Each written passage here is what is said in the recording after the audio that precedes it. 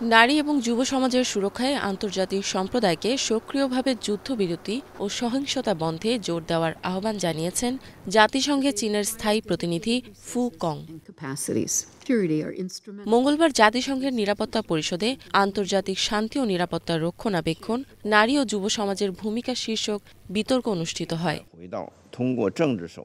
বিতর্কে জাতিসংঘের চীনের স্থায়ী প্রতিনিধি ফু কং বলেন, বিশ্বে সহিংস সংঘাত বাড়ছে, নারী এবং যুব সমাজ এই ক্ষতের ভার বহন করছে। এ সময় জাতিসংঘের নিরাপত্তা পরিষদের নিজেদের প্রাথমিক দায়িত্ব পালন করে আন্তর্জাতিক শান্তি ও নিরাপত্তা বজায় রাখা এবং যুদ্ধবিরতি বা যুদ্ধ বন্ধ করতে অবিরাম প্রচেষ্টা চালানো উচিত বলে মন্তব্য করেন তিনি।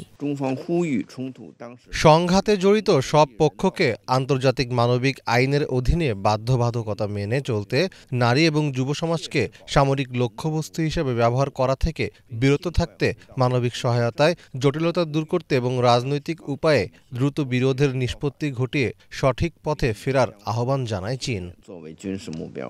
নারী এবং তরুণ সমাজের অর্থনৈতিক ক্ষমতায়নে চীন সবসময় সক্রিয় রয়েছে বলে জানান ফু। এ সময় মালি, ফিজি এবং আফগানিস্তানের নারী ও যুব সমাজের জন্য অর্থনৈতিক উৎস তৈরি ও আয় বৃদ্ধিতে চীনের ভূমিকার বর্ণনা দেন তিনি। ইফাত জাহান, বাংলাভিশন।